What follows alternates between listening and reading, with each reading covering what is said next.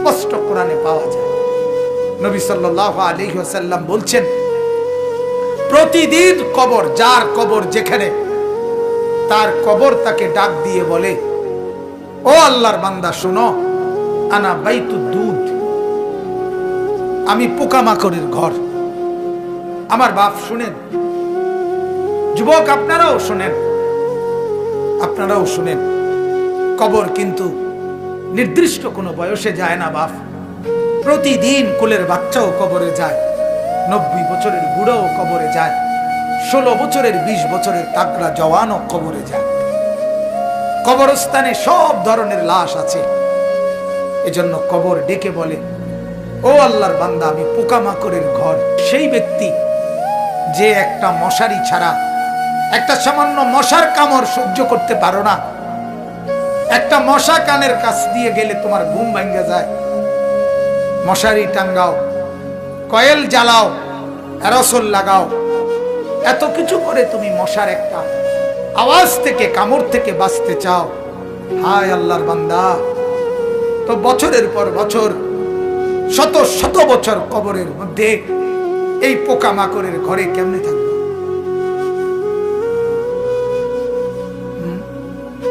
বলে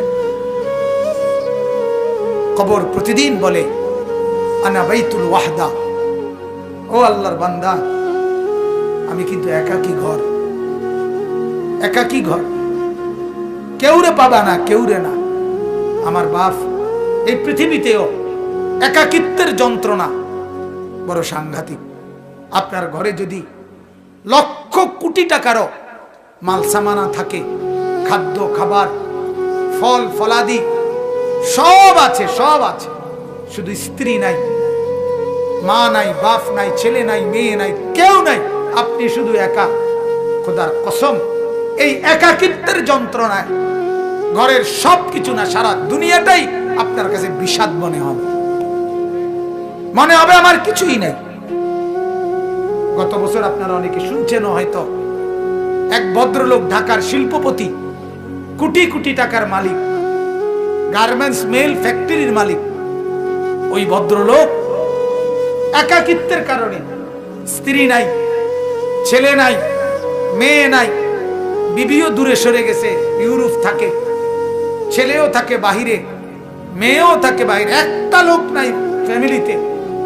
শুধুমাত্র এই একাকিত্বের কারণে এরকম মোবাইলে লাইভে সারা পৃথিবীকে জানাইয়া, সবার সামনে, সারা বিশ্বের চোখের সামনে এরকম কপালের মধ্যে পিস্তল ঠেকাইয়া নিজের জীবন নিজে দিয়ে দিছে, আত্মহত্যা করছে শুধু একাকিত্বের জন্য। এজন্য কবর ডাক দিয়ে বলে, আনা বাইতুল ওয়াহদা, আমি একাকী ঘর, কাউকে পাবা না। আনা বাইতুল গুরবা, কবর বলে, ও আল্লাহর বান্দা, আমি অপরিচিত ঘর, কাউকে চিনবা না, ডানে বামে কিছুই বুঝবা না, মাটি ছাড়া আর কিছুই চিনবা না, আমি অপরিচিত ঘর। দুনিয়ার এক মানুষ আরেক মানুষের বাড়িতে গেলে মোটামুটি বুঝে, এই রুমটার সামনের রুম, প্লাস্টিকের দরজাওয়ালা, এটা বাথরুম, চুলা টুলা দেখা যায়, ওইটা রান্নার ঘর, মোটামুটি মানুষ আইডিয়া করে। কিন্তু কবর বলে, দুনিয়ার কোনো ঘরের সাথে আমার এই ঘর মিলবে না বাপ, কোনো কিছুর সাথে এটা মিলাইতে পারবে না, অপরিচিত ঘর। আল্লাহ আমাকেই মাফ করে দেন। এজন্য বাপ, অনুরোধ করছি, কবরের ফিকির করেন, কবরের ফিকির করেন। সাইয়্যিদুনা উসমান রাদিয়াল্লাহু তাআলা আনহু, হযরতে উসমান নবীজির সাহাবী, উনি যখন কোন কবরের সামনে দাঁড়াইতেন, তখন তিনি এই পরিমাণ ফাবাকা, কাঁদতেন, হাত্তা ইয়াবুল্লা লিহিয়াতাহু, কাঁদতে কাঁদতে তার দাড়ি পর্যন্ত ভিজে যেত। অন্যরা জিজ্ঞাসা করতেন, ও আমিরুল মুমিনিন, কবর দেখলে আপনি এমন করেন কেন? তখন তিনি বললেন, তুমি জানো না, এটাই তো আখিরাতের প্রথম মঞ্জিল, আউয়ালু মানজিলিন মিন মানাজিলিল আখিরাহ, আখিরাতের প্রথম ঘর, প্রথম স্টেশন। মান নাজা মিনহু, এখান থেকে যে মুক্তি পাবে, সে তো বাকি সব ঘাটিতে মুক্তি পাবে, এখানে যে আটকায়া যাবে সে তো সব ঘাটিতে আটকায়া যাবে। এই জন্য কবর দেখলে আমার ভয় হয়, না জানি আমার কবরে কি হবে, না জানি আমার কবরে কি হবে। হযরত ওমর রাদিয়াল্লাহু তাআলা আনহু, হযরত ওমর আমরা কিতাবে পড়ছি, ইন্তেকালের পূর্ব মুহূর্তে ওনাকে বর্ষা ছুরি দিয়ে আঘাত করা হয়েছিল এক কাফের বেঈমানে, নামাজ অবস্থায়, ফজরের নামাজ পড়া অবস্থায়। ওনার এমন হালাত হয়েছিল 3 দিন উনি মুখ দিয়ে কোনো খাবার দিলে এদিক দিয়ে বের হয়ে যাইত, ওষুধ পানি সবকিছু। এইভাবে ছুরি দিয়ে গাই দিছে ওনাকে 8-10টা। এরপরেও হযরত ওমর রাদিয়াল্লাহু তাআলা এই অবস্থায় মুমূর্ষ, তখন তিনি চকির মধ্যে, খাটিয়ার মধ্যে ওনাকে শোয়াইছে আর সবাই কাঁদতেছে। উনি তখন চোখের পানি ফেলে দিয়ে হযরত ওমর তার ছেলে আব্দুল্লাহকে বলছে, আব্দুল্লাহ, আমাকে তুমি চকির থেকে, খাটিয়ার থেকে মাটিতে নামাও, আমি কবরে যাব কিছুক্ষণের মধ্যে, আমারে মাটিতে নামাও, আমার গাল মাটির মধ্যে ঘষা লাগাও, দা খাদ্দি আলাল আরদ, আমার গাল মাটিতে রাখো, আমারে মাটিতে ফেলায় রাখো, আসা রব্বি আন ইয়ারহামানি, যেন আমার আল্লাহর একটু দয়া হয়, আল্লাহ যেন আমারে মাফ করে দেয়, যেন আল্লাহ বলতে না পারে, ওমর মরার সময়ও ঘাটে উঠতে রইছ, অহংকার করছিস, এটা যেন বলতে না পারে। এই ছিল সাহাবায়ে কেরামের ফিকির। ভাইয়া, ফিকির। হ্যাঁ, হাদিসের মধ্যে আল্লাহর নবী সাল্লাল্লাহু আলাইহি ওয়াসাল্লাম বলছেন, কসম, হাদিস এটা, নবীজি বলেন, কোন নাফরমানের লাশ যখন কাঁধের মধ্যে করে কবরস্থানের দিকে নিয়ে যায়, এই পরিমাণ চিৎকার করে, এই পরিমাণ চিৎকার করে নাফরমান বলে, আল্লাহর দোহাই তোমাদের, আমার লাশ ওই কবরস্থানে নিও না, আমার এই কবরে রাইখো না। আল্লাহর নবী সাল্লাল্লাহু আলাইহি সাল্লাম বলেন, মানুষ ব্যতীত আল্লাহর সব মাখলুক ওই চিৎকার শুনতে, ওই চিৎকার শুনতে পায়। এই কবরে যাওয়ার আগে চিৎকার, লাশের চিৎকার। আল্লাহর নবী সাল্লাল্লাহু আলাইহি সাল্লাম বলেন, যদি ওই নাফরমানের চিৎকার তোমাদের কানে একবার শুনতা, তাহলে পৃথিবীর কোন মানুষ কোনদিন কারো লাশ খাটের মধ্যে কান্দে নিত না, কারণ যদি চিৎকার মারে এই ভয়ে, তাহলে রাস্তায় পড়ে থাকতো লাশ, কুকুর আর বিড়ালে খাইত। হাদিস আমার বাপ। অতএব কবরের ফিকির করে। আল্লাহর নবী সাল্লাল্লাহু আলাইহি ওয়াসাল্লাম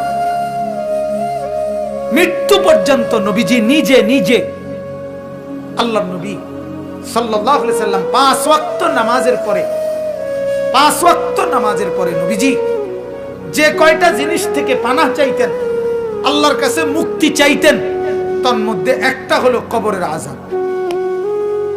আল্লাহুম্মা ইন্নী আউযু বিকা মিন আযাবিল কবর, আল্লাহ কবরের আযাব থেকে বাঁচান, ওয়া মিন ফিতনাতিল কবর, কবরের মুসিবত থেকে বাঁচান। আল্লাহর নবী সাল্লাল্লাহু আলাইহি সাল্লাম বলেন, কোন নাফরমান যখন কবরে প্রশ্নের জবাব দিতে পারবে না, তখন আল্লাহ তাআলার পক্ষ থেকে বলা হবে, ফাআফরিশুহু মিনান নার ওয়ালবাসুহু মিনান নার ওয়াফতাহু লাহু বাবান ইলান নার। ও ফেরেশতারা, এই নাফরমানের কবরে জাহান্নামের বিছানা বিছায় দাও, জাহান্নামের পোশাক পরায় দাও, জাহান্নাম বরাবর দরজা খুলে দাও।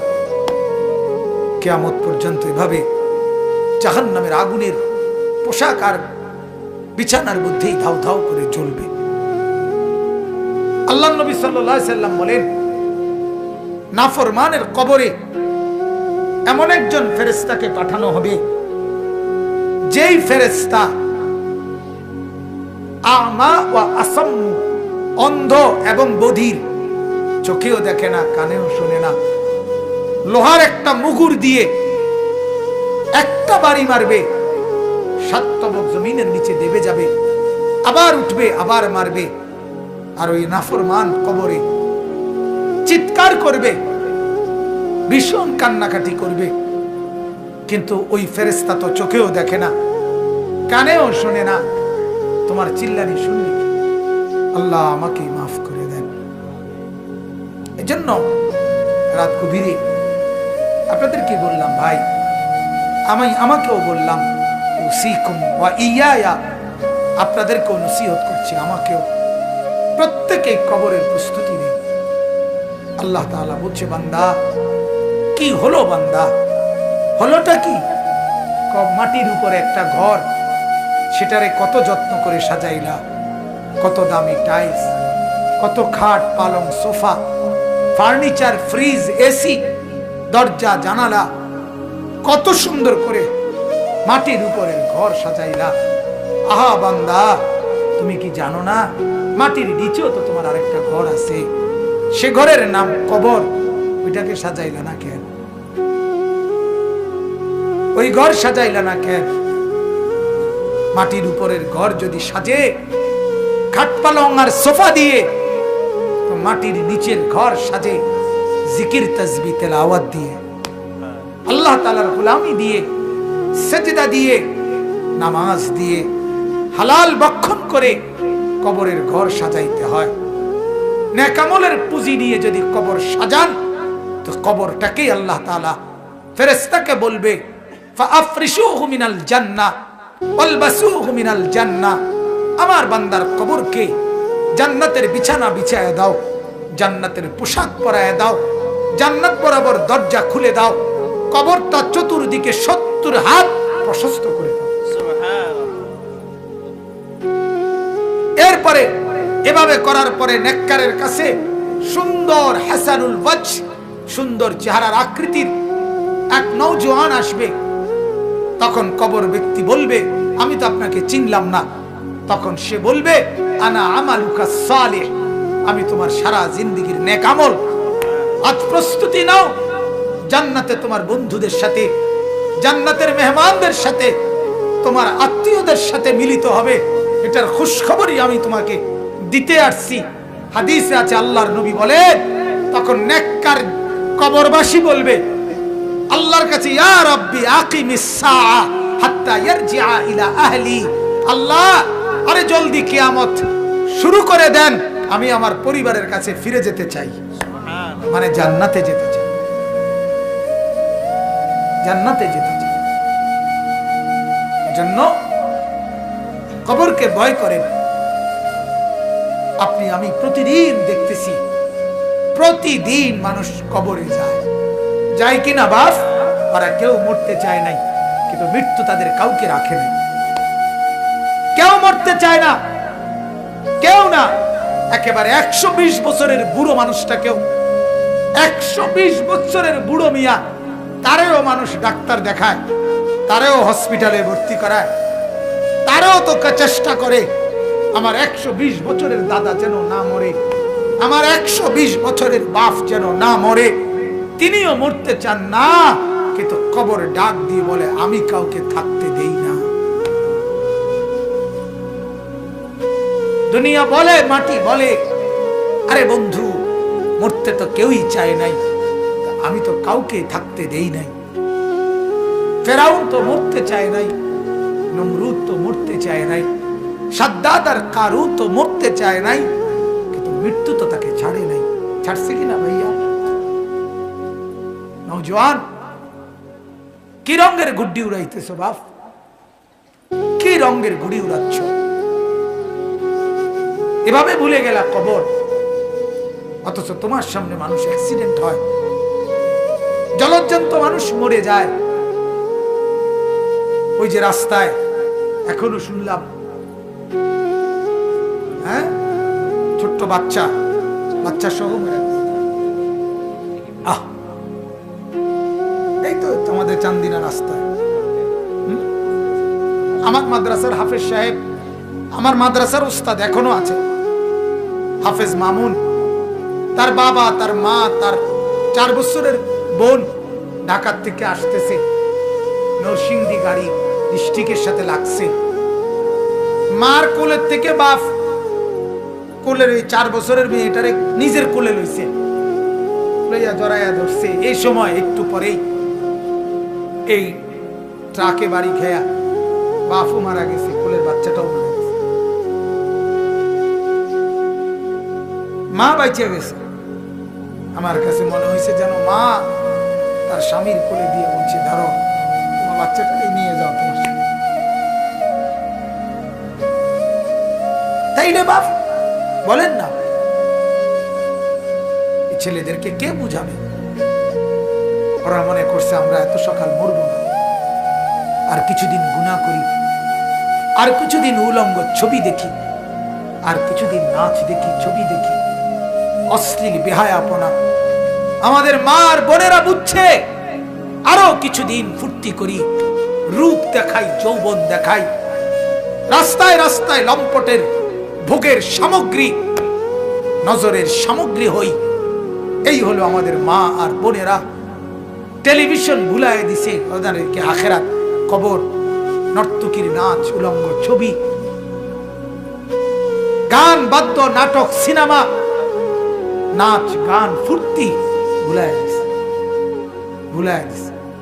ঘূর্ণিঝড়ের পরের দিন আমি নরসিংদী গেছি, গিয়ে দেখি রাস্তার পাশে এরকম প্যান্ডেলের ভিতরে যুবক যুবতী ওপেন নাচতেছে, ডেক সেট বাজতেছে। আগের দিন ঘূর্ণিঝড়, অর্থাৎ ঘূর্ণিঝড় যে বিদায় নিছে, এই কারণে খুশিতে আল্লাহর দুশ্মনরা কতক্ষণ নাচত। আল্লাহ আমাদেরকে মাফ করে দেন। অতএব আমার বাপ, আমি মনে করাই দিলাম, আমার জন্য, আপনাদের জন্য কবরের সামান বানান, কবরের প্রস্তুতি নেন, কবরের কথা ভাবেন, মৃত্যুর কথা ভাবেন। আল্লাহ নবী সাল্লাল্লাহু আলাইহি সাল্লাম বলছেন, কাফা বিল মাউতে ওয়াইজান, ওয়াজের জন্য, ওয়াজ, এই যে এখন ওয়াজ মাহফিল না, এটা তো নবীজি বলছে ওয়াজের জন্য মৃত্যুর কথা বলা, মৃত্যুর স্মরণ, এটাই যথেষ্ট, এটাই সেরা ওয়াজ, যে মৃত্যুকে স্মরণ করা।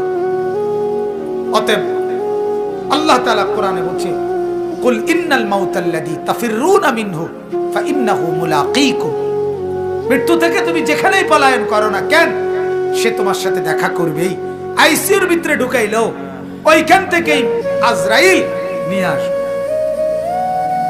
নিয়ে আসবে। আল্লাহ তাআলা আমাদেরকে কবর বুঝার, মৃত্যু বুঝার সবক নেওয়ার তৌফিক